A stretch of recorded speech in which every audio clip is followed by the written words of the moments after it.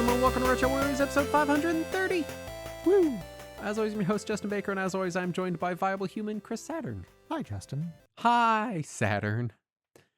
I do want to say in housekeeping, I'm at my house, and What? there is a storm rolling in, and my internet is a radio antenna on top of a 15-foot pole on my roof. Yeah.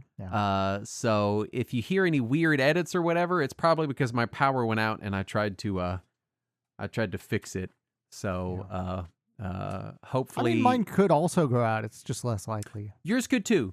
Yeah. Could too. You are in civilization though. So if you hear any Exactly. weird edits or whatever, or awkward pauses or something, or then Also, sorry. I'm pretty sure that my apartment is on the same group of power things. Word I can't remember as the local hospital.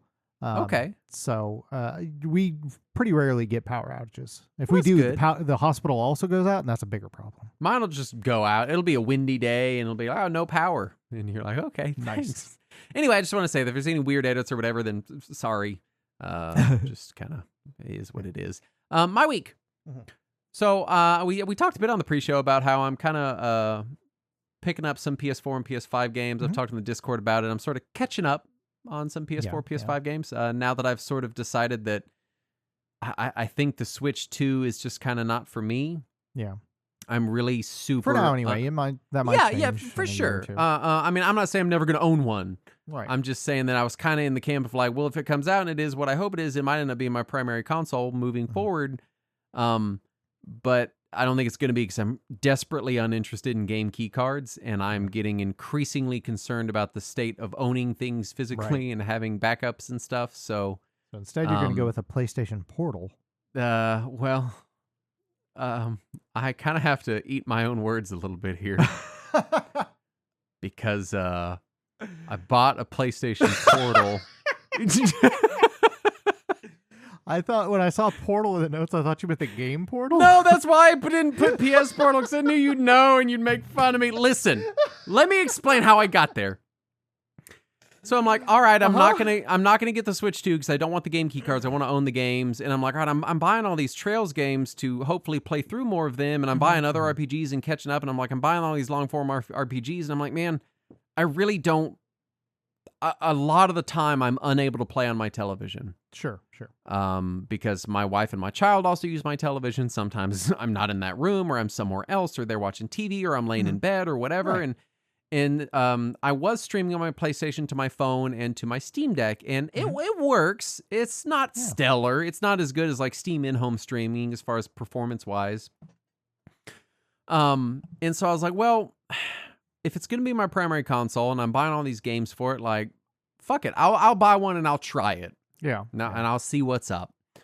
And I just got done putting in new Wi-Fi extenders in my house, 5 gigahertz Wi-Fi extenders. So I've got now really strong Wi-Fi all over the building. That's good. And my PS5 is wired because the Wi-Fi on the PS5 fucking blows for some reason. Real bad. And so I was like, all right, well, we'll try it. So I ordered one, and it came in, and I want to say immediately out of the gate, the pros, one, it's very comfy. I mean, it is just a PS5 controller with slightly smaller joysticks. That it has a screen in the middle. Big ass screen in the middle. Yeah. Two, it stays very cool and quiet. I don't know if it has a fan or not. I suspect it probably has a teeny tiny one, but you never hear it, you never feel it. It's never hot. It's never any of that. And it is very light compared to like my Steam Deck, which is hot and loud and heavy, right? Which is what I'm playing Trails on right now.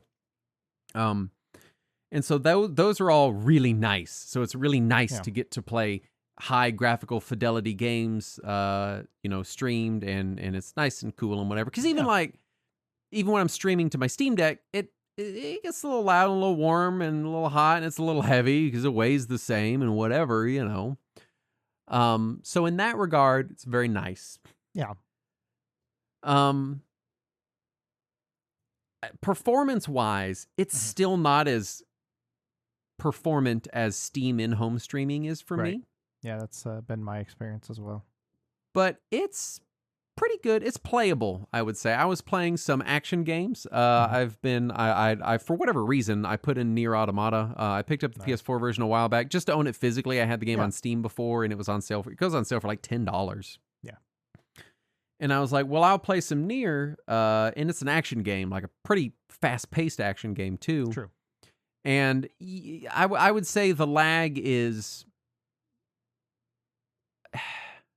I notice it, but it's not untenable, and it is steady. So like the lag doesn't seem to spike or dip. So I can kind of mentally compensate for it. I did some PlayStation and home streaming on my PC and from my PS5 to my PS4 as well. Yeah. And it's okay. Like I was playing Horizon Zero Dawn, or the one after that, Forbidden West. Forbidden West, yeah. And I was able to play it. Like, it wasn't enough lag to give me issues. Yeah, but you notice it. You're like, there's a thing here. I can play it just fine. I'm not going to be doing like nightmare challenge modes on stuff, but you know. Maybe Cold Steel. I was playing, for RPGs. So in my head, I'm like, all right, I'm getting all these Trails games on PS4 and PS5. Yeah. And this is going to be me. This is going to be how I play them around my house. Because probably 85% of my handheld playing is just me in different rooms of my house in different circumstances. You know, like my in-laws are coming over tomorrow night to stay the night through into the next day, and I will be playing games, but not on my living room TV. Right. So I'll be relegated to a bedroom somewhere. Yeah. And so I keep my PS4 in my bedroom so that I can stream my PS5 to it. As a portable JRPG streaming dedication device. Yeah. It's pretty good for that. All right. It's nice, it's comfy. I don't know. It's one of those things where like I don't feel ripped off. That's something. And I feel like a little pricey. I feel like it serves its purpose for what it is. Is it fit for purpose? It's fit for purpose. I tried a little bit of the it does PlayStation Cloud streaming, but because I was like, oh, well, I can do, because for PlayStation Plus, sometimes I'll stream games to see if I want to play them, because I'll download them on Plus or whatever. Because I use Plus as a rental service. I'll play a game and be like, oh, I like that, and then I'll go buy it. And you cannot stream to your PS5 and then it also stream that game to your portal. Right, yeah. You have to stream directly from the portal. That's the same issue I had with trying to stream my PS5 to my Vita, because you can't stream a PS5 to a Vita, and you also can't stream a PS5 to a PS4 that is streamed to a Vita. Yeah. I really wanted to make that work, and that did not work. I played a few Monster Hunter hunts, and it was good for that. It's just it's I would rate it as pretty good. If you're like, I have no other way to stream stuff, and I hate, this is my thing, is I hate doing the fucking phone thing. I don't like streaming shit to my phone. I don't like connecting controllers to my phone. I'm definitely a phone and specifically Discord addict. So when I'm using it for anything, I can't also be checking my phone, and so I can't. It just drives me crazy. I've tried it before. I can't stick to it. I don't have that phone addiction thing, so that doesn't bother me at all. So it does not faze me at all. Because when I have my Backbone connected to my phone, because it has PlayStation controls on the Backbone, it's all 100% native, feels right, looks right. You know, so I've not had any issues with that. But my thinking is, this lets me kind of free up my other systems as well, because especially for longer RPGs, like, it's nice to not play other shit on the system. This is just me. It's a mental thing I have where, like, if I'm playing a long RPG on a system, especially a system like the PS5 where I can sleep it and wake it and it keeps where I am without having to save, I don't want to ever have to change games. Right. Because I want to be in it and then jump in and out. And so I like the idea of getting to dedicate it to that, and then I can stream it, and then it's good. And I play so much other shit on my deck, and so, I don't know. It, for a moment, it made sense for my situation. The second I got it, I was like, what am I fucking doing? But was it worth $200? Again, I don't know. It is nicer to play streaming PlayStation games on the portal than it is to play them on my deck. And this is my criticism before, is I was like, if you got a Steam Deck, you got anything, then you could just already do that. Why do you need a fucking dedicated thing for it? But It is nice. I was also playing a lot of Astrobot on it, and you can't really play Astrobot not on a DualShock or a DualSense. Right. Yeah. It is kind of specifically built for that. And I will say the only issue I had with it is Astrobot assumes that you hold the controller flat horizontally. Right. But when you're playing handheld, you hold it vertically. Yes. So I did have to change it so that the motion control was to the stick instead of the controller motion because I was laying in bed holding it vertically. But other than that, I played many, many, many levels of Astrobot. And that was kind of what sold me on it. I was like, if I can play Astrobot remotely streamed in bed with the proper controller, that's... Yeah, I don't know. I have a similar issue with the PSVR because the PSVR 2, the PS5 one. Yeah. Its little joysticky things. For some reason on PlayStation they assume that you're holding them like you would hold a normal joystick. Yeah. But if you connect them to your PC, the PSVR 2 app that Sony makes you use in order to convert them into Windows controllers expects you to hold them like tilted forward 90 degrees. That's dumb. And so anytime you're playing any VR game that uses them as a pointer, which, spoiler, is a lot of them, you have to tilt your hand forward 90 degrees to use them as a pointer. And it's very awkward and uncomfortable.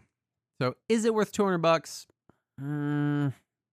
I'm not unhappy with it. I'm not situationally, yes. I'm not like thrilled. I'm not like, this is incredible, but I'm like, it's fit for purpose. It's fine. It's pretty good. I like that it's lightweight, it's comfortable, and it stays cool. I do think the battery life on it kind of sucks. In my head, I'm like, it's just streaming. It should get like a dozen hours of battery life. But it's got Sony batteries in it.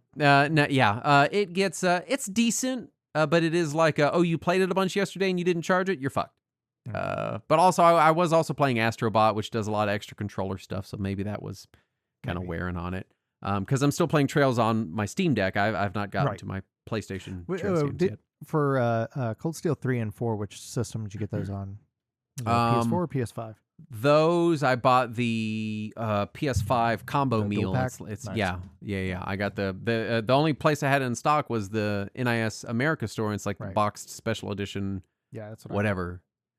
So that's the one I got. I hope that's the correct version to get. Yeah, it should be now. I haven't played through that one yet. I also started the Spider-Man. Yeah, Spider-Man was good. I like the first one. I'll say this. When I started it, I was like, this is fine. It's just a generic Arkham knockoff, but it's Spider-Man kind of thing.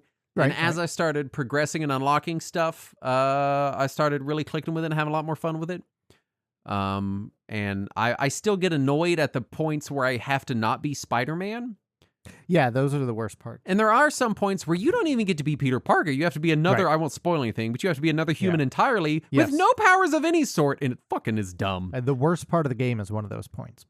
And so that part sucks, but the Spider-Man part is really great. I taught my daughter how to play it because she's like, this looks cool, and I was like, it does look cool. And so I showed her how to play while I was cooking dinner, and then now she won't let me play. And all she does is she crawls around on the wall and peeks in windows and says creepy things. So your daughter's a Spider-Man creeper, is what you're saying. But there's no people. So when you look in the windows, first of all, it's all like there's interiors, but a lot of them repeat and stuff because they don't expect you to be creeping in windows. There's no people in there. But she'll just creep in a window and be like, what are you doing in there? And she'll creep to the next window. Nice.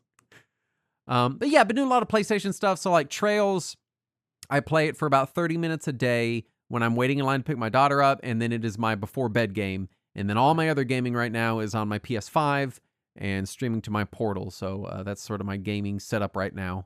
Nice. That I'm because if I just mainline Trails, I'll burn out. So I got to have other shit going on, and then it's what I go to during these designated downtimes of my day. See, I have the opposite problem. If I don't mainline a game, I burn out. Oh, I really? lose interest. Yeah. No, I like taking for long games. Like if we're talking more than 20 hours, I got to take it in chunks. If it's 20 hours or less, I want to marathon it in 3 or 4 big sessions and then just be done with the whole thing. Yeah. But longer stuff, I know I'll burn myself out. Yeah, so for sure. No, I have to do it all in the burst or I lose interest. If I take any kind of a gap in a really long game, I'm just like, I don't need to go back to that. I like taking gaps. Sometimes I'll take like a year gap in an RPG and then come back and not only finish it, but be like energized to do it.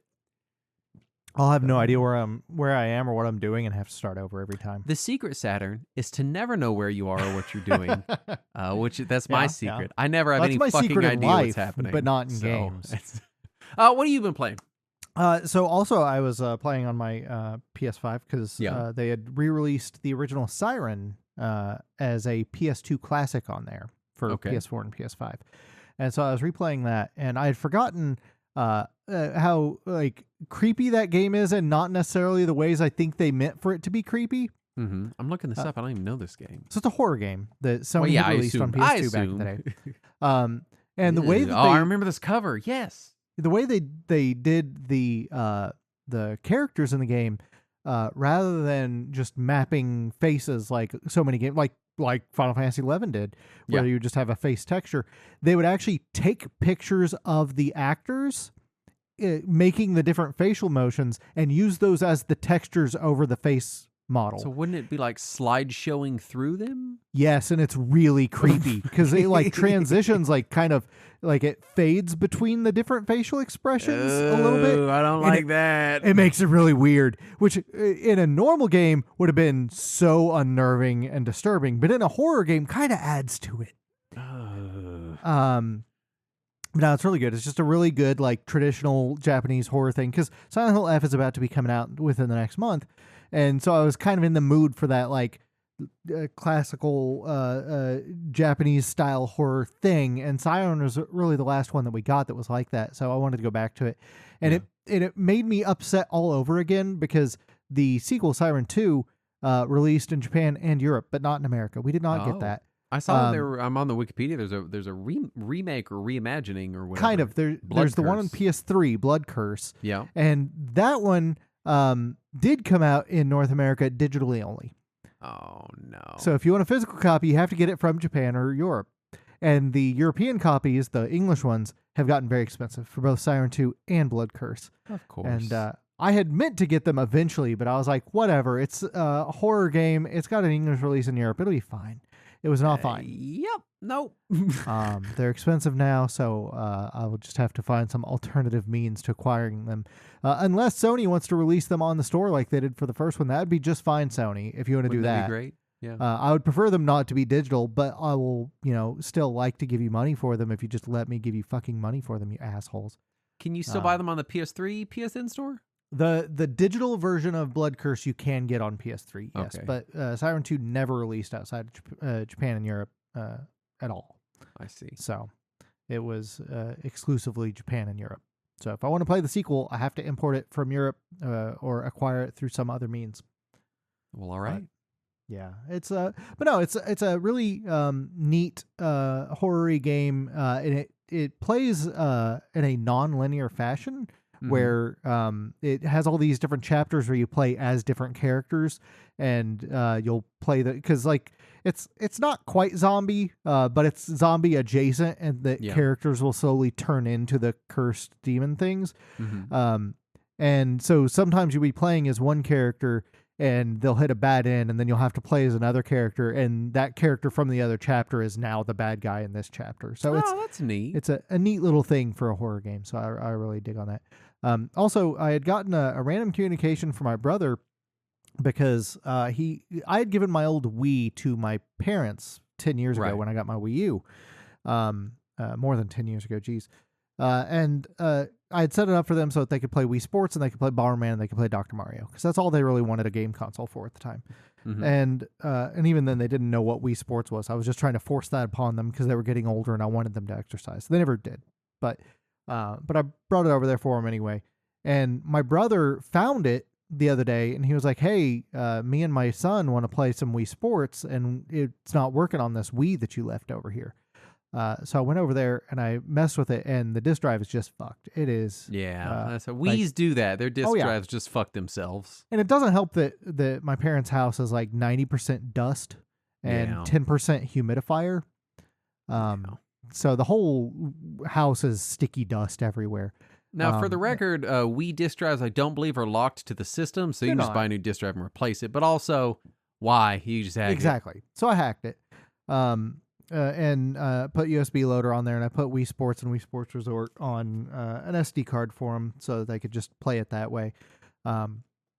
And when I was putting Wii Sports Resort on there, I was like, wait, this needs Motion Plus controllers. So I started looking into off-brand Motion Plus controllers, and then I started getting anxious about it. So I was like, fuck it, I'll just see if I can get some cheapy used ones. So I got some off of eBay for $10 each. Mm-hmm. That's fine. But in the process, I learned, because when the Wii U was going away, they had all those Mario character themed Motion Plus controllers. I don't know. Oh if you yeah, remember these or not. I have one of those. I got the Mario one. I got the Toad one because stores were clearancing them out for like $4 each. Mm-hmm. And so I was like, I'll grab a spare Motion Plus controller. Yeah, they're a little pricey now. Yeah, they're like $100. I don't get that. So I just Yep. got some generic ones, just one white, one black. They're $10 used. And then I brought it over there and I powered up, and we start up Wii Sports Resort to make sure it works. And I don't know if you ever played Wii Sports Resort. I did not know. Before you can make a save file, it makes you go through this little tutorial where you do skydiving. It's one of the sports in it. Okay, And sure. to do that, it just randomly picks one of the Miis off your system, and it kept picking my father's Mii.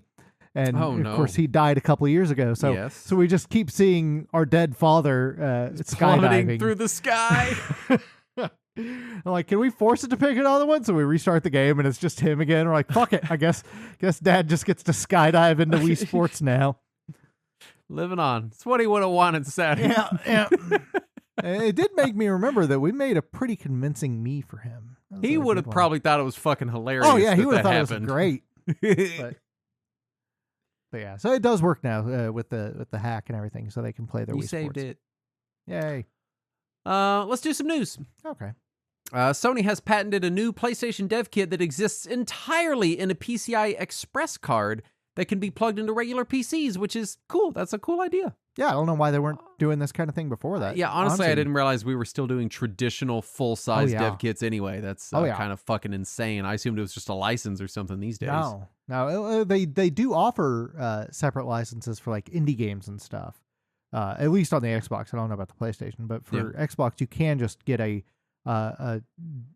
dev software that I believe works on any random Windows 11 PC at this point.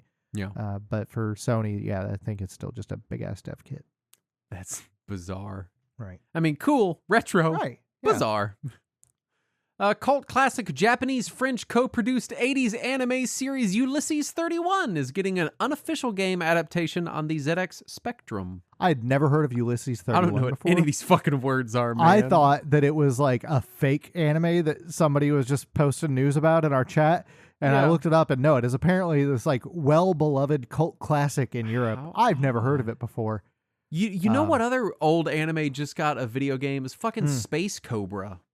Really? Yes. Weird. I'm oh god, it was I forget the full name of it. It's Space Adventure Cobra.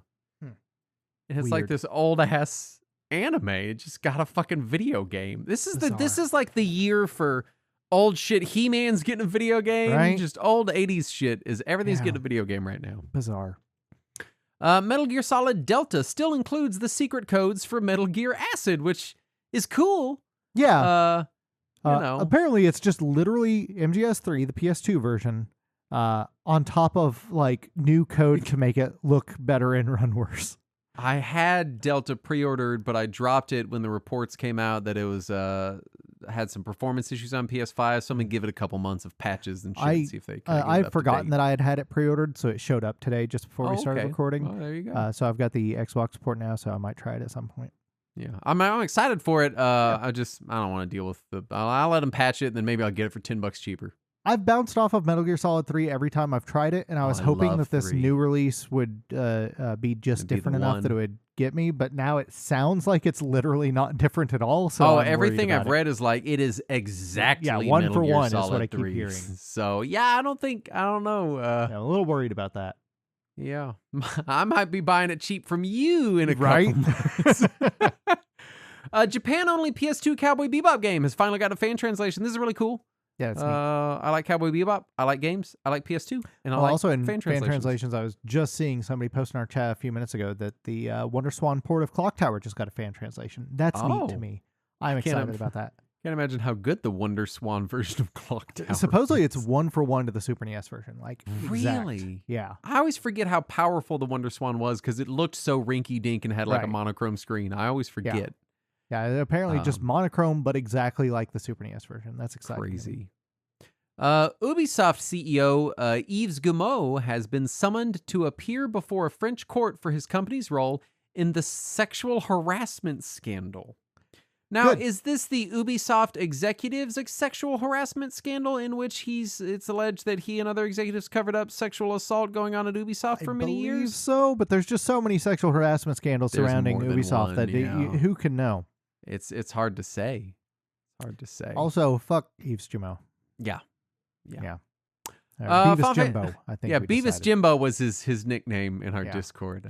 I said I'd learn his name when he stopped being an asshole. Until then, he's Beavis Jimbo. Yep. Final Fantasy Tactics: The Ivalice Chronicles will include new localizations of the previous Japan-exclusive Final Fantasy Tactics sound novels. That's cool. I'd really just rather have the PSP editions, though. If you could just add those. Yeah, I'll take those. They'd previously said it was because the original developers of the original game didn't like those editions, and so they removed them. Well, fuck them. Because they weren't involved in that port. I have Tactics pre-ordered on Switch because I imagine it's going to run fine on Switch. I'm a little nervous about it, though. Just a little nervous. Yeah. Speaking of Jimbo from Balatro was added to Super Smash Bros. Melee via a fan mod, and it looks great. It does look very cute. I didn't know people were adding Smash characters to Melee via fan mods, and so I've been looking up character rosters to try to get a modded out version of Melee. Massive amount of mods. I had no idea. Oh yeah. I mean, I knew I had mods. I just didn't know people were adding full characters. I did not know that. For years. I'm very excited about this. Is some indie dev got his start as it was the guy who makes Doki Doki Literature Club got his start as somebody who made some of the big Smash Melee mods. Oh wow, that's neat. Yeah. Acclaim is maybe back again. They've teased an event on September 10th. We'll see how this one goes. What a day to pick to do anything. Several devs, including some AAA devs, say they still haven't gotten Switch 2 dev kits and have been asked to just make more Switch 1 games that are backward compatible with the new hardware. I don't know. I don't know the direction Nintendo's taking with the Switch 2. Well, so it's a 2-pillar system. Okay, it's 2 pillars. I think honestly. And DS is the 3rd pillar, right? Yeah, that's still the 3rd pillar. They've not made another new 3rd pillar yet, so the DS is still the 3rd pillar. I don't know what their fucking plan is either. Yeah. They need more Switch 2 games, and it seems like they're discouraging that. Like they don't want people making them. It's weird because I feel it's come out, and everything I'm reading is like it is a smashing success. Yeah. But then I'm not really hearing a lot of chatter about it. Yeah. People that have it are like, yes, I have one. Donkey Kong is cool. And then that's just kind of it. Yeah, and Mario Kart's fine. Donkey Kong in here is great, but I just don't. I need more than that to sell me on the system. And what even is announced? I guess my concern is I'm a little concerned that it has exploded out of the gate just on name recognition, which we knew it was going to do. The Switch is one of the all-time best-selling, if not the best-selling system of all time. It's way. It might be. Is it? It might be. It depends on if Sony changes the PS2 numbers again. Oh, right. Depends on if they want to lie about that. But it's up there. It is one of the best-selling systems of all time ever in the history of time. Right. And so we knew the initial sales were going to be through the roof. Yeah. And we've seen this before historically in other console launches many, many times. My fear is that it's going to drop off significantly. Yeah, I'm a little worried about that too. I think the 2025 holiday season is going to be very decisive for the Switch 2. Yeah. But I think Nintendo, I think where they are now is they're just hedging their fucking bets. They're like, raise the price on the Switch 1, keep selling the goddamn thing. Yeah. And then just keep making games for it. Keep hoping we can coast on name recognition, you know? So I don't know, man. It's a weird, this is not the trajectory I expected from them. I would have thought that they would have been trying to float the Switch 1 until the Switch 2 got its legs, but it's not going to get its legs if they can't give dev kits to people. I also wonder if there's, with everything going on in the world and tariffs and all sorts of other shit happening and problems mailing shit to the United States, right. I'm kind of wondering if they're just anticipating more problems and they didn't want to be relying so heavily on the Switch 1 going into Switch 2, but they just kind of have to. Yeah. Even then, you'd think you wouldn't want the owners who did buy the system to start trash talking it because there's no games on it, because that'll only hurt future sales. I don't know. I don't know. I just don't know, man. Yeah. I have no idea. Japan's National Library says game keycards are not eligible for preservation because Dodoi. Yeah. It's not preservation. It's a license. Yeah. It's a license. Well, on they're preserving the box art. Yes, I guess. A new version of the Ares emulator now supports Mega LD games with LD ROM support in development. I am so excited about this. I don't know what the fuck this is. Laser Active. Oh, okay. Yeah, Mega LD is the Laser Active equivalent of Mega CD. So it's the Sega CD games. And LD ROM is your PC Engine Laserdisc games. I see. So I'm very excited about this. I want to see full-on Laser Active emulation. That's very exciting to me. That'd be nice. Roblox has beaten Steam's concurrent user record with 47 million players. I want to say this very clearly to everyone in our age bracket. Roblox is bigger than you could possibly even imagine that it is. Right, yeah. It is gargantuan. It is the video game industry. It is its own concurrent separate industry that is as big. Yeah. So just throwing it out potentially there. Bigger than the more quote traditional video game industry. Oh, definitely bigger than the traditional like video. If we're just talking like people that buy $70 single player third person action games on PS5 and then take them home and play them and then that's it. Yeah, if you're not adding mobile into it, it absolutely is. Yeah. Yeah. A leaked image shows a Lego Genesis controller with a tiny Sonic diorama in it. I keep almost buying these little, like they have that Lego Game Boy and shit, and I keep almost buying this stuff, but I'm like, I'm just going to make it and then stick it on a shelf. It's going to sit there. I'm never going to touch it again. So I can't do it. Yeah, but I want it. It's so cute. It is really adorable. D3 Publisher has announced that they'll be delisting several Egg console Switch games. Fans determined it's because they're using an unlicensed version of MS-DOS. I don't know if you read the story or not. I read the headline, but I didn't read the story. So that the actual Egg console games, I don't know if you bought any of them or not, but they're just emulations of old PC games. Okay. And these couple of games that they announced they're delisting, when you turn them on, you even briefly see the MS-DOS launch screen before the game loads. And you can clearly see the copyright 1980, 92 Microsoft Corporation on screen on your Switch. Oh, and that's hilarious. Yeah. Evercade seller Funstock also sells lots and lots and lots of other gaming stuff, but they are kind of the primary retailer for direct Evercade stuff. Yeah. Has suspended all U.S. sales indefinitely, presumably because of the removal of the de minimis shipping thing. Yeah. So, good fucking job. We fucking did it. It's very hard not to have commentary these days.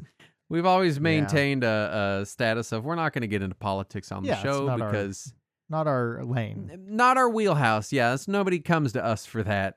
No, but now it has entered into our spaces. Yeah, and I don't like it. It's hard not to say things. Yeah, but I am annoyed.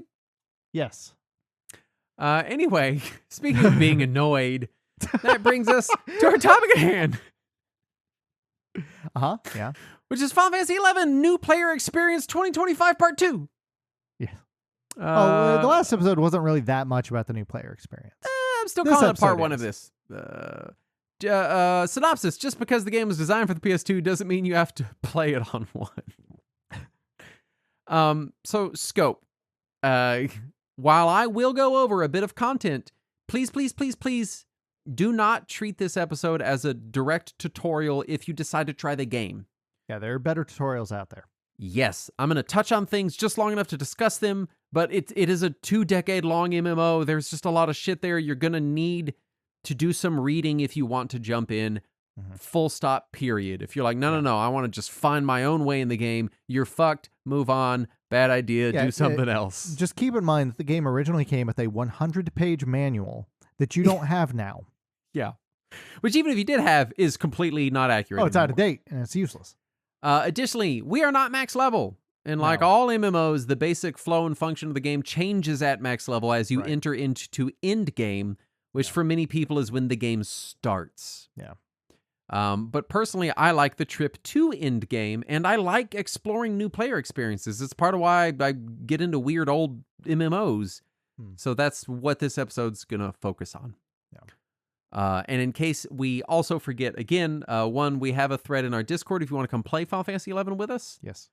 Because I would love to do follow-up episodes where we go, hey, we made it to max level, and this is what the in-game stuff is like, and we could do, more shit. That'd be cool. Yeah. I'm Blue Lander. You are Saturn Aura, Aura on Bahamut. We play on the Bahamut server, so if anyone wants to play with us or hit us up in Discord, then send us a friend request or come hang out or join our link shell, and it'll be fun. Yeah. But definitely the easiest way to get in touch with us is on Discord. Yeah. I chose that name because it's the name of a car. The Saturn Aura? Yeah. I didn't know that. Yeah. So the new player experience. This is the new player experience as of recording in August of 2025. I highly doubt it's going to change much, but just in case. Shift too much anyway. Unless the game itself shuts down, I don't think there's going to be any major changes. I want to start with some stuff that you have probably heard about the game over the years that in my experience, and presumably also yours, but you feel free to disagree, is no longer true. Which I'm going to start by saying the inability to solo anything past the first levels with the trust system, which we will talk about later. Gone. It's mostly gone. You can play, as far as I know, the entire game by yourself with NPC trusts.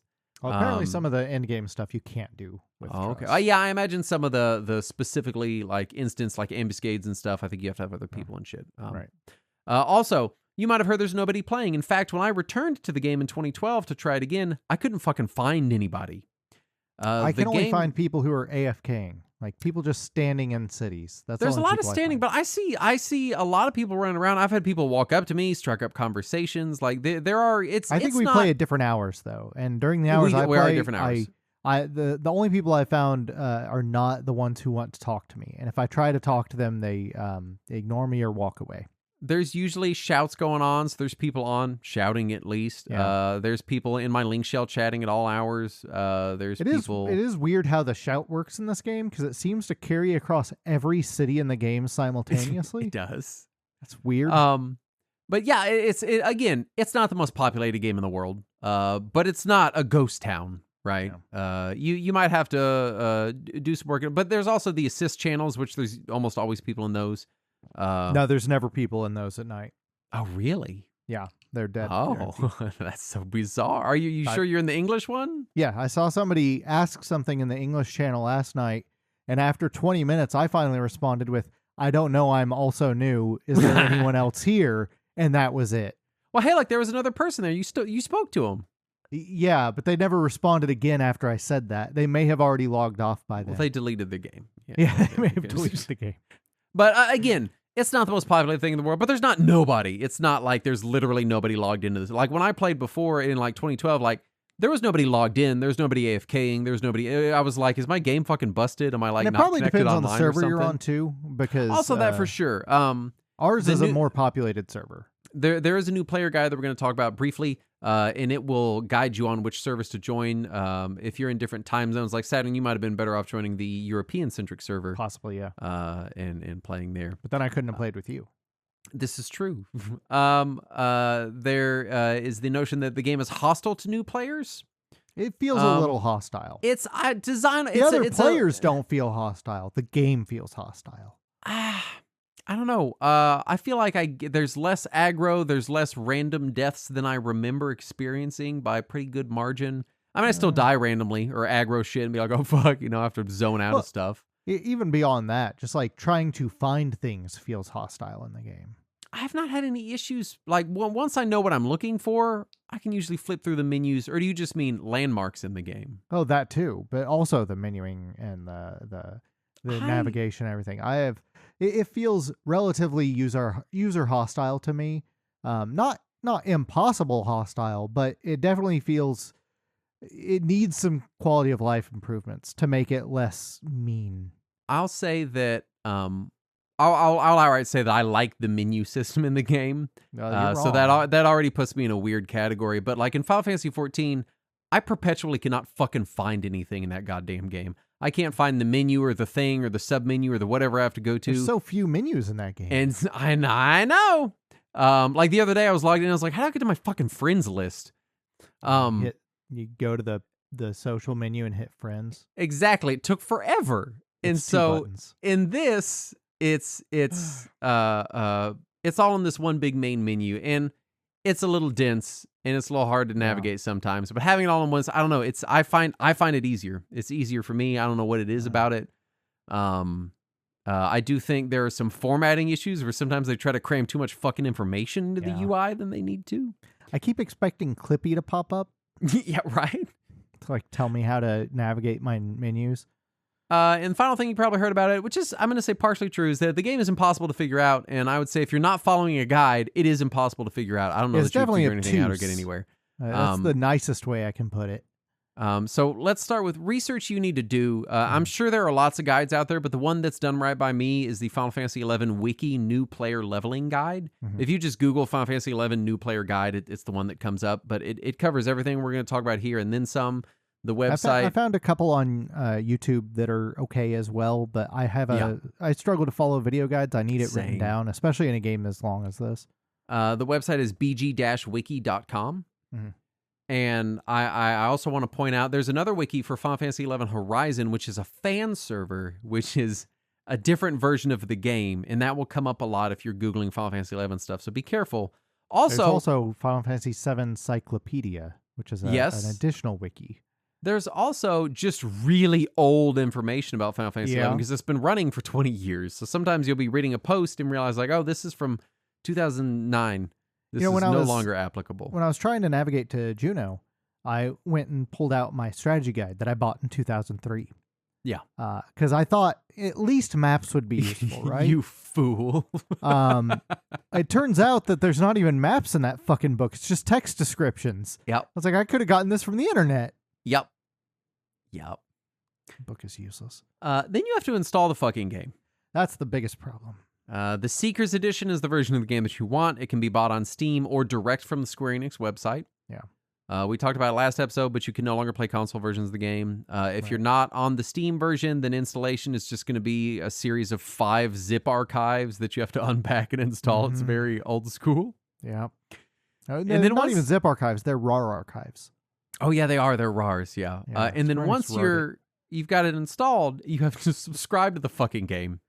And I did it, but I'm still not sure how it works. So don't listen to me. Well, but you need an old priest and a young priest. You have to go draw 5 circles on the ground. So on my account, it's not my original account. It's the one that I played like in 2012 or whatever on like the new player or the free player login month or whatever. I'm still using my original account from back then. No, so mine is an old beginner account. So I had to log in and I had to quote add options. So you have to add an option and you have to pay for your character slot, even if you're just paying for one character slot. And then you get in the game, and then if you're on a new account and you've never subbed before, you have to redeem codes that they email to you after you purchase the thing by going to add more options, and it's confusing and weird. And thankfully, the new player guide also covers installing the game and downloading the game and shit, which is because necessary. It's probably the hardest part of the whole experience is just getting it installed and subscribed and running well. Is the worst part. Yeah. And you know, it does make me feel better about the Final Fantasy 14 online experience, which is also hot garbage. It's slightly less hot garbage. I'll say this. I've never, so far, accidentally spent money that then was just a flat out waste and I couldn't get it back on 11 yet. I have done that on 14. Oh, I did that on 11 this time. No, so in that regard, they've not improved at all. No. We have to talk about Play Online. So back when Final Fantasy XI launched, it used the Play Online software as a sort of wrapper. It was the launcher for the game. And Play Online had Tetramaster and messaging capabilities and like other network features that were a neat idea at the time, even though they were even then. Square's website at the time was playonline.com. Yeah. because they were trying to funnel everything they did into Play Online. Yeah, Final it was gonna Fantasy be their, X it had was gonna be like Play a Online platform. features. Final Fantasy 9 had Play Online features. It was going to be their thing, and most of that collapsed except for Final Fantasy 11. Yeah. And so they still use it. Uh-huh. And again, at the time that it came out, cool idea. Even then, it was implemented poorly. But like, I get what they were going for. I hated it then too. I get what they were going for, but never really functioned well. So the idea was that Play Online would manage your game and your software for you and keep it all up to date. The problem is that it sucks and sucked then and it sucks now. Yes. It's never been removed. The game still uses it, and I want to go through the login process. And this is from memory. But to log into Final Fantasy XI, you have to boot Play Online, log into Play Online, select the shortcut, select Final Fantasy XI. You don't have to select the shortcut. You can wait for the whole menu to open, and then select games, and then select Final Fantasy XI. And then select Play Final Fantasy XI, and then select Play again on a second screen. Yes, yeah. And then click through any maintenance notices, and then accept the terms and conditions. Yeah. And then select Play. Oh, there's also the ESRB logo in the middle there. Right. And you have to select your character, and then you have to confirm your selected character, and then you die of old age, and then you log in, and you're in the game. Yeah. Yeah, that sounds about right. And that's every time you ever boot the game. And it offers an option in Play Online to remember your Play Online password, but they merged the Square Enix account system with the Play Online account system sometime in the past, and so it will not remember your Square Enix account system password. And also your login username for Play Online is given to you inside your Square Enix account. You have to go find it because it's not your regular username. Correct, yeah. All that's right.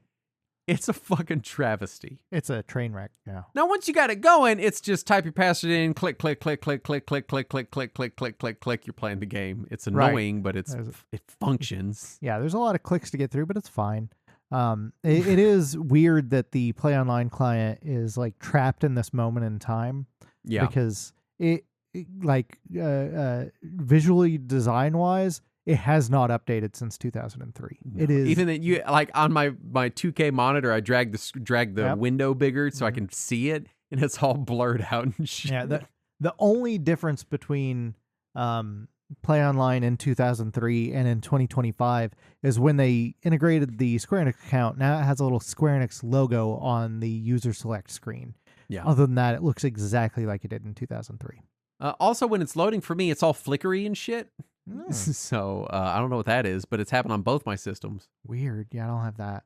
And then we get to actually running the damn game well. So this is kind of the last major hurdle. You've got the game installed. You've got it subscribed. You've navigated Play Online. You had to check the guide to do it, but here you are. We're in the game. How does it Playing perform? a Windows 98 game on Windows 11. So Final Fantasy XI uses an old version of DirectX that was programmed with single core processors in mind. So even on your fancy, say, I don't know, Intel i9 with RTX 4080 in turbo mode on your Legion laptop with 32 gigabytes of RAM, it's not going to run great. Yeah. And so people use DG Voodoo 2, which is a DirectX graphics wrapper that will help improve the performance. But if you've never set up DG Voodoo 2, it's also kind of weird to set up. The Final Fantasy XI has a wiki, but it's an ordeal.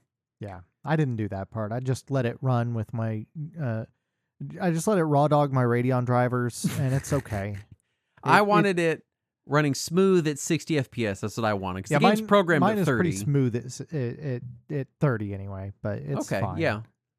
I for Final Fantasy 11, I don't care if it's running it better than 30 FPS. That's what it was designed for. The game true. It was designed for that anyway, so it's fine. Also, Final Fantasy 11 Wiki recommends it, and I recommend Windower. It's just a third-party application that lets you add plugins, but it also gives you options for running in borderless full-screened mode and some graphics options you can tweak. Right. The issue is, it is another launcher. Yep. So you have to launch Windower, and then Windower launches Play Online, and then Play Online launches Final Fantasy 11. Yeah. So you've got your Windower set up. You got your DG Voodoo 2. The game runs basically a bunch of those Matryoshka dolls, whatever they're called. Yeah. It feels like that. Those Russian nesting dolls. Yes. But then you have to set up your gamepad because, and we'll talk about why later, but you're going to want a gamepad. Yeah. But you have to do that. It's a PS2 game. You have to do that in a separate software from the game. There's a separate gamepad setup utility. In fairness, Trails of Cold Steel is a modern game, and it also has a separate gamepad setup utility. Except both Play Online and Final Fantasy XI have separate tools to set up gamepads in each software. And it is not difficult at all to accidentally configure them separately to do different things. So once you've set up DG Voodoo, you've set up Windower, you've set up your 2 game control config programs, the game should run decently, but it's never going to run great. Yeah. Because apparently the software has just never been updated to mesh well with modern hardware capabilities. No. What's funny is the game got a native Xbox 360 port, but they never made the PC version natively compatible with Xbox 360 controllers. Yeah, the whole thing is weird. Yeah. But stuff like WoW and things, like they've gotten overhauls, back-end overhauls. Final Fantasy XI, as far as I can tell, has never really it's gotten shit bolted onto it. Right. But it's never really been overhauled. So in Windower, you can like turn on like MIP mapping and like fancy graphics options. It drags my system to a fucking halt when you turn all that shit all the way up. Yeah. Because it's funneling, it's bottlenecked through the engine. Yes. That said, if you're kind to it, you don't mind some extra launchers, you can get in the game and it usually runs pretty good. Yeah, I can run it at 4K at 30 frames a second. Yeah. With scaling to where it actually, is legible. Same. It runs fine. Yeah, it runs okay. It was a trip to get there, but granted, I'm running on a Ryzen 9800X 3D with a Radeon 9070. It should be running fine. I'm on an i9 with a 4080. Like it should run fine. Yeah. Well, I did crank the graphics up in Windows initially because I'm used to on my system just crank everything to ultra. I turned it on and it would not run for shit, and I was like, oh no. We're getting to the game. We swear. Controls, you mentioned it, but it is a PS2 game. So the game doesn't have traditional third-person mouse controls that you would expect. It's very much built to either be played completely with the keyboard or with a gamepad. Yeah, same as the ports of FF7 and 8 to PC. Yeah. What I did was I looked up the manual for the controls of the PS2 version of the game and kind of mapped those as close as I could to my Xbox controller, and it works fine. If you, in the controller setup, there's a option that says X input, and if you click that, it defaults to PS2 controls for an Xbox 360 controller. Oh, does it? Yep. Oh, that's nice. I did that, and then I changed it a little bit so that my menu button is on Start instead of on, I think it was on X originally. Yeah. So I moved that to Start, and I put the jump button on the Y button like it should be. I don't even have jump mapped. I don't ever use it.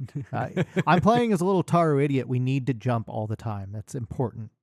Before we get into gameplay, I want to go over stuff that was added to the game to make it easier for new players that you need to know about. So you got the game installed, it's running, you're subscribed, you got your controller set up. You need to know about this shit to just not just have the worst fucking time. Right.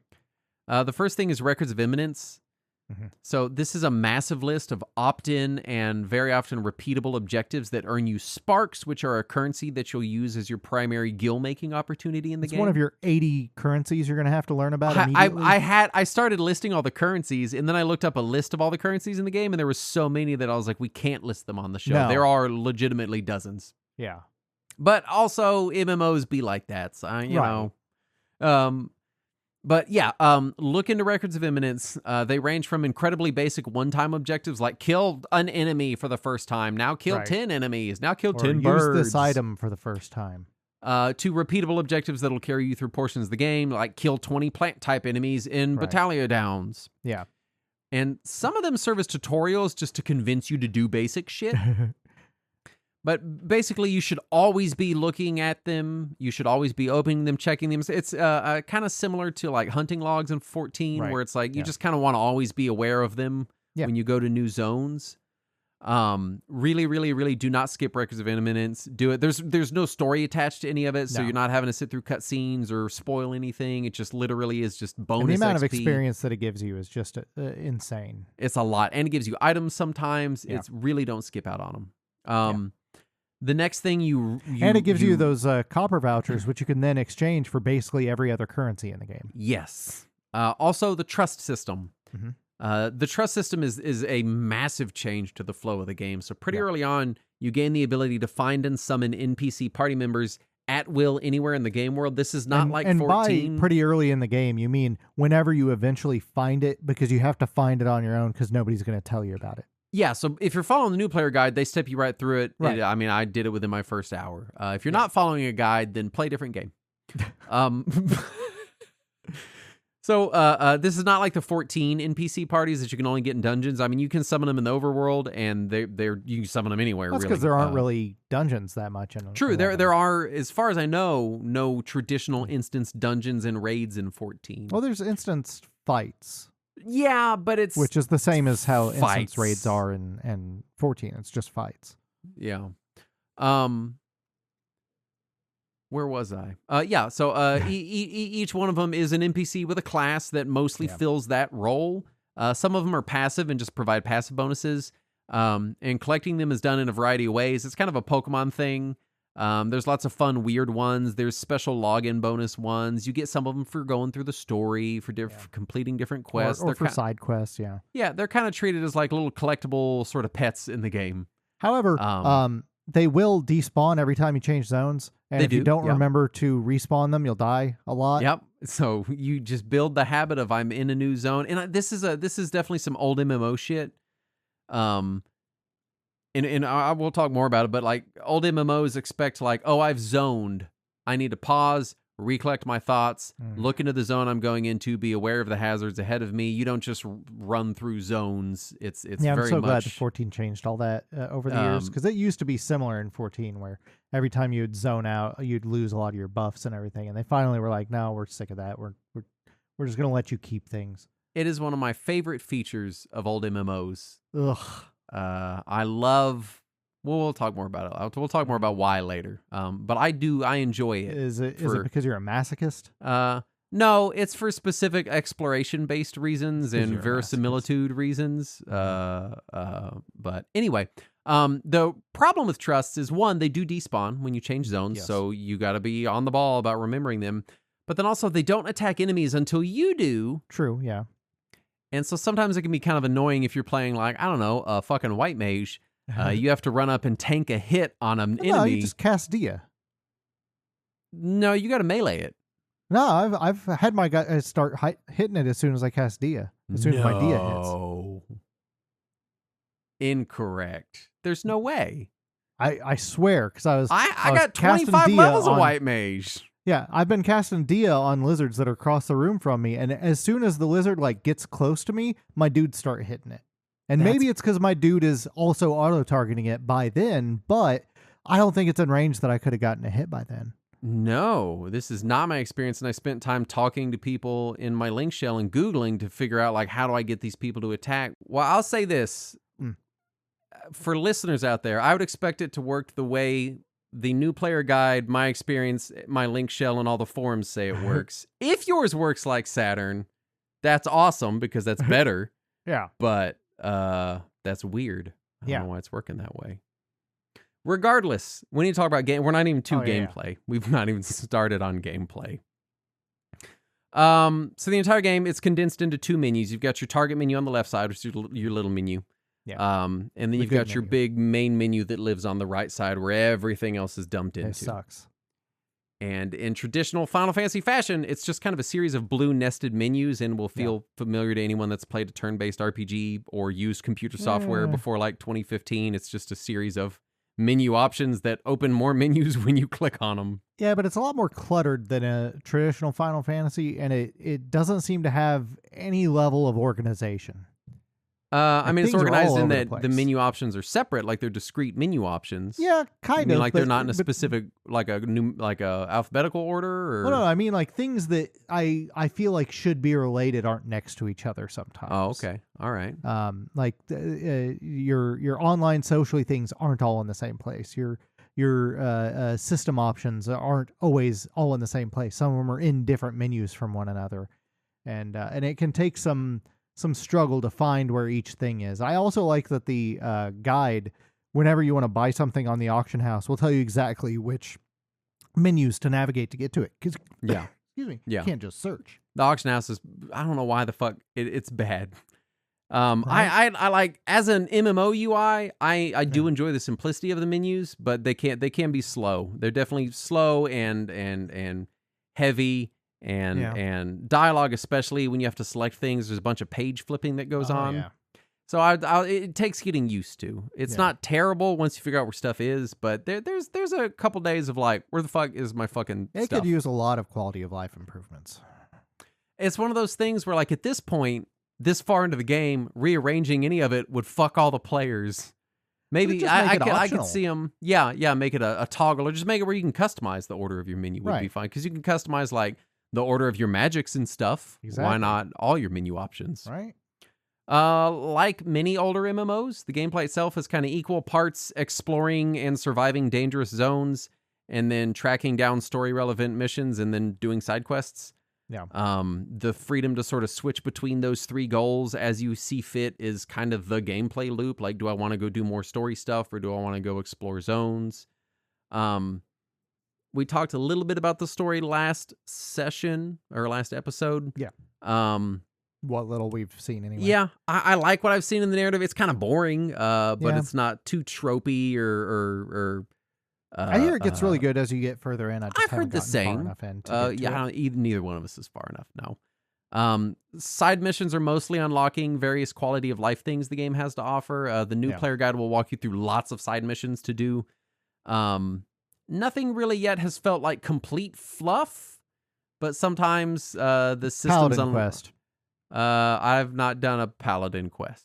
Oh, it was fluff. It requires a lot of walking through the upper mezzanines and catwalks of Sandoria. So Mhm. you're having to navigate all these weird back alleys that go nowhere while listening to bagpipes. It's torture. It's Well, hell. like the bagpipes. Mm. Mm-mm. Sometimes the systems unlocked can be a little confusing because, again, it's just many layers of systems because it's an old MMO. Right. My favorite thing of the game, and the reason I like old MMOs, and the reason you hate old MMOs, is zone exploration. Uh-huh. No, Zone exploration I like zone exploration. is I just explicitly dangerous. I just want it to be a little more streamlined. I want it to be a little more generous. I don't want that. Like I the feeling of getting through a dangerous zone in an MMO is what excites me in an MMO. No, like I'm here. I like that too. That's one of the things I don't like about all the expansions for Final Fantasy XIV was in base Final Fantasy XIV, you could just run through every zone. Like you could run through the level 50 zone when you were leveled nothing, and it was exciting. And you can't do that in the later ones. I like that in Final Fantasy XI. I just want it to be nice enough to also let me keep some of my, trusts out between zones. Okay. I don't remember where I was. I've lost my myself. you were talking about the obtuseness of it. Yeah. I like the zones in the game. I think there's good variety. There's I mean every zone that I've been in has mixtures of aggro and non-aggro monsters, so there's a little bit of learning the zones and learning safe paths and safe areas to go. There's occasionally the lack of a map for areas. It'll dump you in zones where you haven't had the opportunity to purchase the map for that zone, so you don't know where the fuck anything is. Hopefully you are using the mini-map add-on in Windower. If not, you should be using that. And so I don't know, it makes it exciting. Like I like being stuck in these zones. I like that them being difficult to traverse. I like having to remember things or accidentally forgetting things and it putting me in a bad situation. I like that part, yeah. It's not very nice. But it's that danger, right? It's that like when I was a kid, or when I was younger, MMOs were exciting because like these were dangerous, weird. I didn't understand what the fuck was happening anywhere. Right. And a lot of MMOs now, like they're more theme parky. They're like, we want you to see all this shit that we made, which is a totally fair thing to want, as games have for a game that has 10,000 hours worth of art and music, and they're like, we want you to be on the whole ride. Yeah.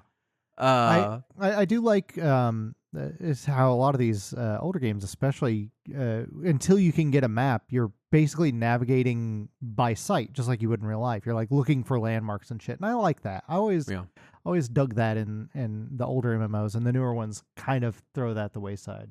Yeah, and it's very much EverQuest holdover thing where it's like changing zones is a big deal. Getting to a new zone is a big deal. And when you show up in a new zone, you need to research the zone or ask about the zone, or you're going to have bad time. Right. It's not just. I just like to explore it, though. I don't mind getting my ass kicked as long as I can explore it a bit. Jobs can be changed freely, and sub jobs can also be equipped, which is a system I really, really like. Is the mixing of different jobs. Right. In a party context, it's kind of the standard healer, tank, DPS triangle that MMOs have. I'm not sure which job is which yet. I know the information is out there and I could research it, but there's a handful of them that feel like they should be one thing, but their description sounds like they're a different thing. So I'm in a link shell, and they're all like max level in-game players, and so I watch them talk a lot about jobs, and I really just joined it to watch in-game players talk about stuff. Sure. To kind of get a feel. And I get the feeling that a lot of jobs just kind of suck and are useless, and people are like, we don't want those jobs. So I kind of wonder if some of them are maybe kind of vestigial at this point. Yeah. But I don't know enough to actually comment on it. Yeah. I also can't really comment on how much of a gear treadmill there is because I've never purchased any or felt the need to purchase gear. I've had to get some. I think you know what, I take it back. Sparks. I did get a set of Sparks gear. Yeah. With the Records of Eminence Sparks, which has been it's kind of nice where I don't have to worry about it. I'm like, this guy just has gear and I don't have to stress about auction house or any of that shit. And Sparks are readily available just from fighting stuff. So yeah, combat is partially automated. It does require you to select spells, weapon skills, job skills, whatever. Spells use MP, skills use TP. TP starts every zone at 0 and slowly builds up to a possible max of 3,000. Mm-hmm. And using any ability drains it to 0. For each even 1,000 you have, it does bigger effects. There are skill chains, but I'm too dumb to use them. I can't figure skill chains out. I don't know what the fuck is happening with skill chains. Ayame keeps using them for me, though, so that's cool. I keep doing that. Occasionally I'll get a skill chain and I'm like, great, I did it. And I looked it up and a thing tried to explain it to me in the wiki and I was like, I can't. Yeah. I assume once you're further in and you have more abilities and everything, then it'll start to click. But where I'm at in the game now, no. Makes no sense to me. Yeah. Yeah. As far as go ahead. Mm-hmm. No, I was just gonna say that next paragraph I put in the notes, I've already talked about that. But it still annoys me that the dudes will still AI, be wailing at me. AI. My guy just puts away his weapons like, job is done, as a lizard's still sitting there smashing me in the face. Yeah. I do want to talk a bit about community because community is... Because you've encountered them and I haven't. Yeah, community is what makes an MMO. And Final Fantasy XI, as far as I can tell, still has a pretty thriving community of players. I mean, I log in and I see people. Obviously, my link shell is the most chat going on anytime that I log in, but it's rare that I don't see at least one other human player in a session of playing the game. I see lots of new player question marks. And I also see people still doing low-level quests like right alongside me. I haven't seen that. Almost all the ones I've seen are using trusts and presumably just trying to speed their way to 99. Right. But they're out there. You know, if you're playing on a server where the active times line up with the time that you're going to be on, then there's people there.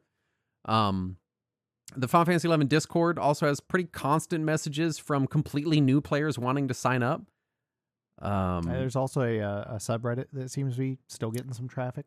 Yeah, that's still people like, hey, I'm new to the game. I've never played, or I played once on PS2. So like, my point is, there are other new players out there. It might take a little bit of effort to sync up with them and find some, but they're out there. You know, they exist. I feel like I see specifically on the Discord a lot more European new players. I don't know if that's just when I happen to be checking it or what, but you know, you can join 2 link shells at a time, which is cool. So I've got the link shell that I joined just to join one and be in it and chat with people, and they're nice and stuff. And then I have the one that I made in case anyone wants to play with us. I'm in 16 link shells on 14, so When you say you can join 2, it sounds quaint. Coming from EverQuest, where there is none link shells, and you just have to manually. So what you do is, to see if a friend is online, you just try to message them in Project 99, and then if the message goes through and they respond, then you know it worked. I guess there are guilds. I think there's a guild system in the game, because I remember there was no fast traveler teleports in Project 99, so a guild made it, and they were called Dial-a-Port, and you would have to message their guild and ask them if someone could come teleport you somewhere. And isn't there not guilds in 11? There are not. Link shells are the guilds. Yeah, that's as close as you get. That's kind of it. But because the gameplay has kind of streamlined the trip to 99, partying and social play seems to... I don't know. I'd put non-existent, but I've done a party or two since then, so I don't want to say non-existent, but uncommon at lower levels. I was in a party with you once. You were in a party with me. I was in a party with a cat lady that helped me get to the top of Darkfuss Tower. That was cool. So I'd say, like, if it's a key element for you that you have to be playing in a party of all human beings, I'd recommend finding or recruiting a friend or two to go through the game with you. You can still use trusts in a party with other humans. Yeah. So that's really nice. I was kind of worried you wouldn't be able to do that. But in MMO turns, especially like old school MMO turns, progression is pretty damn fast. Yeah. Like, I've been playing 2 weeks and I'm at almost level 50, and I've got 3 other jobs over level 20, pushing level 30. Yeah, it's clear that they're wanting to get people to the end game so that they can, play all the stuff that the longtime players are enjoying. Yeah. There is an assist channel that exists that you can ask general questions in. It's not quite as populated as the Final Fantasy 14. I feel like people just hang out in the new player chat. They're just chilling. It's not quite like that, but it exists. There's less in the game. drama in the novice chat on 11 than there is in 14. So this is true. Got that going for it. This is true. And like a lot of older MMOs, many max level players are kind of just AFKing, like you said. You log in and there's just tons of people standing around. I presume they're chatting in link shells or something. I don't know what they're doing. There's one guy in Bastock near the, I almost called it Aetheryte, the home point near the Mog House. He's been there the entire time that I've been playing. I have not seen his character move. He is right there for weeks now. That's bizarre. As far as I know, you can disable timeout entirely. Yeah, I tried to find that option. I think I turned it off today after it kicked me out again. Yeah, because that was one of the first things I did, because I was like, well, shit, if I just got to leave it running. But also, players can run their own stores, which is really cool and weirdly rare in MMOs, where you can just go sit down somewhere and it'll put a store icon next to you, and people can just walk up to you and buy shit from you. Yeah. And so I assume a lot of people just stay in an AFK to do that. Well, don't you have that separate icon for that though, right? What do you mean? When you're a store, don't you have a separate little bag icon next to your name to designate yourself as a store? So people know that you're a store. Yeah, so those people I get, but the people who don't have that icon, that's the ones I'm confused them, by. I don't know what they're doing. I have no idea. But granted, every MMO has those people that just stand there and AFK for weeks at a time. I don't understand it. Do you know what the 3 stars are? I see tons of people in the game with 3 stars next to their name, and I don't know what I thought maybe that was mentors. Then I don't know, man. I just assumed it was someone that like maxed every job. Maybe. I have no idea. This is how little we know about this game. So clearly we're the experts on this topic is what we're getting at. As far as kind of thoughts about it, I talked about it at the end of last episode. It's a lot to figure out. It is. And like a lot of long-running MMOs, there's a lot of systems. It's that combination of like, one, there's a lot of systems you have to learn just to get in the door. Mm-hmm. And then once you get in the door, the game goes, all right, here's about 24 other systems that are twice as complex. Well, you don't got to worry about them yet, but just know that they're there. And I know for some people, having that burden of getting in the door, learning this stuff, and then being like, here's a bunch more shit you're going to have to learn, just so you know, just so you're ready for it when it happens, is soul crushing. Can be overwhelming. Yeah. I usually enjoy that. I like when games are constantly introducing new stuff to me. I know some people are like, nah, man, I want to get in there, learn the fucking thing, and then do the fucking thing, and then that's what I do. But yeah, I've been enjoying it. I like the zones, I like the vibe, I like the art, I like the music, and so that all helps a lot. Um, I I like the even music when I'm not in Sandoria. when there's no bagpipes. I even like Yeah. the weird menu out of the system. I don't know what it is about it. I like. I don't love how it's organized, but I like it. It's serviceable to me. I'm just at the point where I'm needing to look into getting resting gear. This is a game where you do need to rest to recover MP and HP, and there will be times when you're grinding and stuff where you have to stop and be like, all right, let me recover my MP. Right. And I'm reaching a point in the game where I need to look into getting resting sets of gear to equip for when I'm resting. And I've started building out my I didn't know macros. that was a thing. It is a thing. I didn't know it was a thing either. I was like, man, I have to rest for a long time. And people are like, what's your resting gear? And I'm like, what do you mean? And they're like, the macro you hit that equips your resting gear and rests you. And I'm like, oh, Huh. I had no Weird. fucking idea. Yeah. I thought I sat for a while. Yeah, well, I mean, you can, but it would waste time, right? Because if you could do it faster, then there's more time playing the game. I guess that's a good point. I've also, after having my first like real party with a person, started building out macros for stuff because I realized that, and we didn't even talk about it, but targeting shit fucking sucks. Yeah, it's bad. You basically just have to scroll through all the shit on screen, and unlike something like 14, that's kind of you can do that, but it's kind of intelligent about like knowing what you probably want to target based on what you're viewing. This is just like, we don't know. What do you want to target? That NPC 800 miles away, or the skeleton bashing you in the face right now? Right. But the macro system, if you're the kind of person that's like, I fucking hate macros, I never want to look at a macro, you might have a hard time with 11. Right. Unfortunately, Because there's user-generated macros that you can probably just steal by this point. there are, yeah. I mean, they're not too hard to figure out. The macro system is pretty simple. It's by design. Each macro can only be like 5 lines, so you can't even really get that complicated with it. Right. But if you don't mind making some targeting macros, you can do some pretty complex ones. Like I was in a party and I was playing with that cat lady going to the top of the tower, and I was struggling to target her enemies. And I found out that you can target the party's most recently targeted monster with a macro, and it's like /party T or something. And so I macroed that, and so now that's how I target things. And then when I'm playing by myself, I have one that's just I think it's like near T, and it's the closest physical target to you.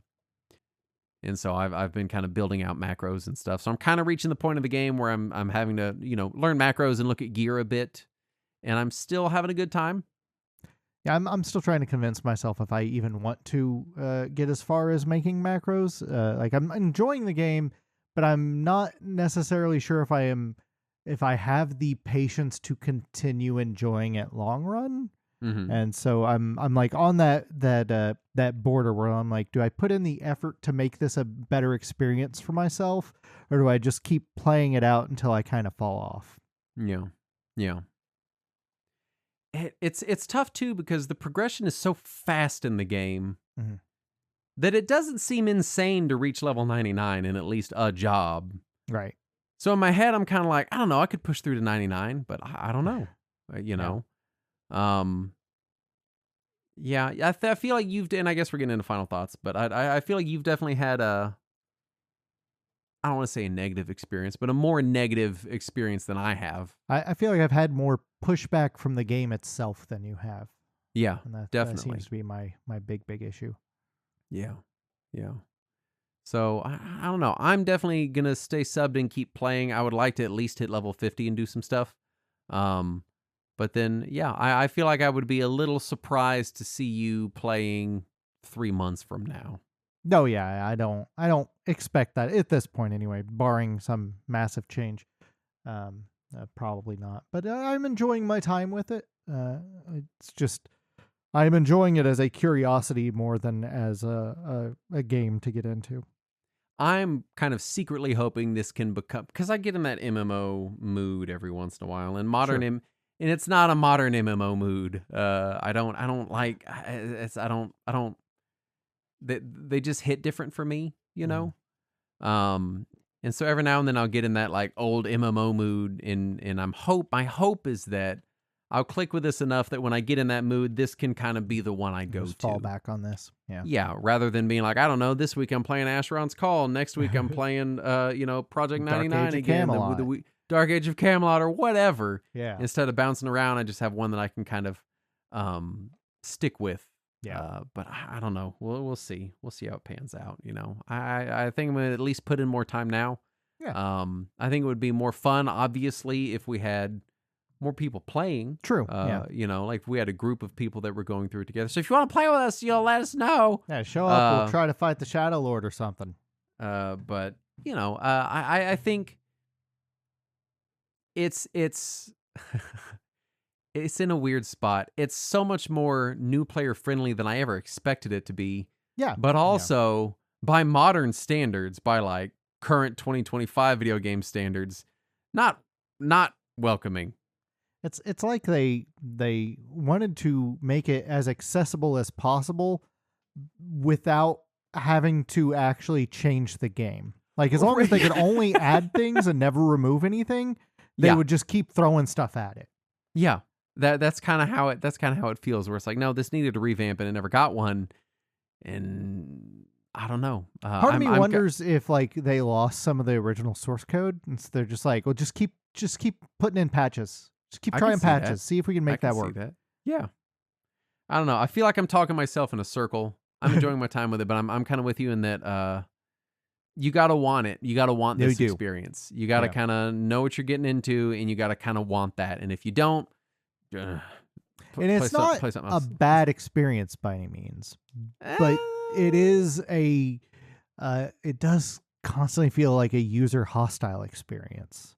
At the very least, the software is hostile. Yeah. Well, that's what I'm saying. Like the software interface, some of the back end mechanics.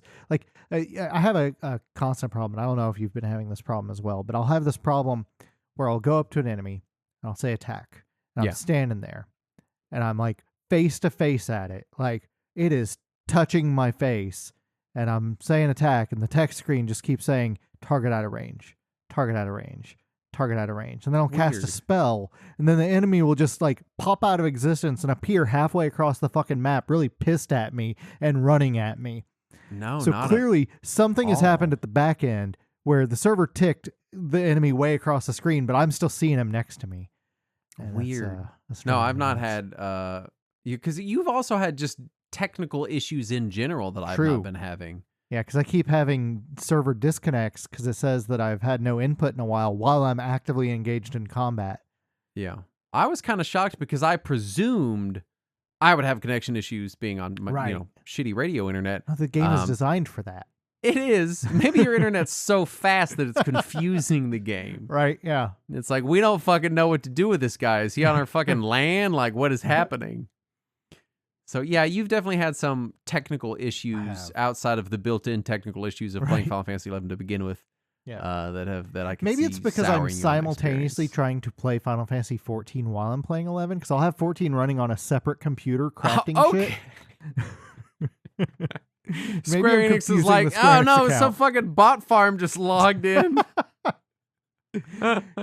Because 14 has a quick synthesis where you can just tell it to like make 100 crafts for you, and so like on a separate computer, I'm sitting there like, just make me more lumber, asshole. And so I've got him just crafting lumber while I'm playing 11 on the other screen. I've been having I forget the name of the area I'm in 11, but I'm in some crypt, and I log in and I just grind. I'm just grinding that to 50. So my play sessions right now is log in, grind skeletons, log off. Yeah. And so I'm a lot of times I'm sitting there waiting on spawns. And we didn't even talk about spawns, but where I'm waiting on spawns, and I've got Final Fantasy 14 going on my PlayStation Portal. And so I'm running around in that, and then I spawn pops, and I set my portal down, and then I go do my thing, and then I run out of MP, and then I go back to 14. And I've been enjoying that. So I don't know. I did while I was grinding for whatever the drop is you're supposed to get your chocobo in 11. The grass. Kind of grass of some kind. Yeah. I had cleared out the area where that enemy spawns and didn't get any. And so I was just sitting there waiting for them to all respawn and healing up. And I was like, yeah, I got time for a quick trial in 14 while I'm doing this. So on my other screen, I would run a trial, and then I would look back and be like, oh, look, they've respawned. And then I'd go fight them real quick. Then I'd turn back to 14 and be like, yeah, I could do my normal raids for the day. Maybe that's the perfect way to play Final Fantasy 11 is in tandem with another MMO that you have going. It's your side MMO. It's your idle game. It's your side $13.99 a month. Anyway, I feel like I'm going to keep talking myself in a circle, so we have to be done. Also, it's very late here. But you know what doesn't talk yourself in a circle? Yeah, is our Patreon. At patreon.com/Retro Warriors. You get Talking Wizards, you get uncut versions of this show. I like that I tried to make the worst segue possible, and you're like, yeah, let's roll with it. It works. This is perfect. You can get other things. Did I say Talking Wizards? Relong's there. Uncut. And it's good. It's good bonus stuff. channel. Yeah, you get the bonus channel.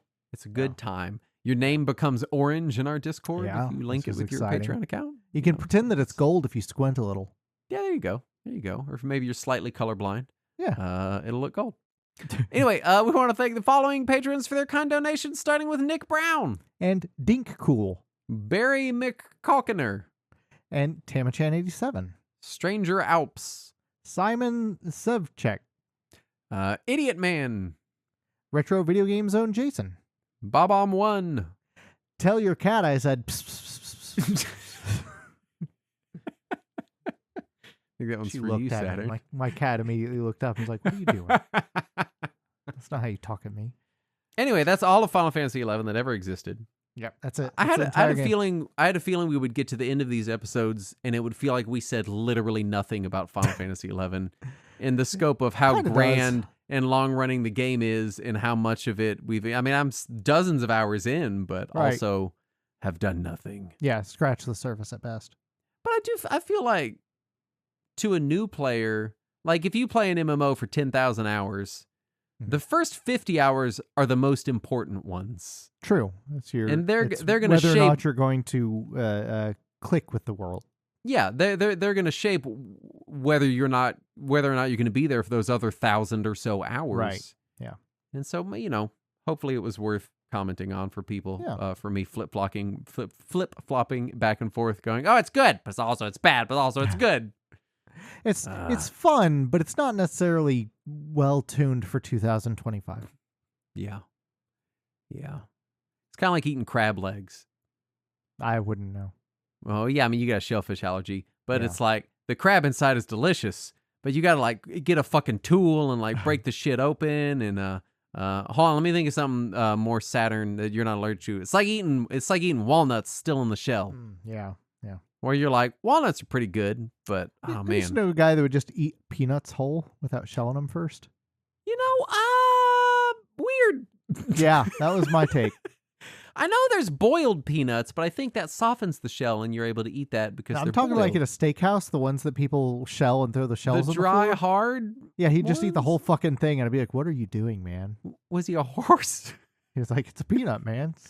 Just eat peanuts." I was like, "No, you don't eat the shell, man. What are you doing?" Weird. Anyway, thank you for listening. We'll be back next week, and as always, let us cling together.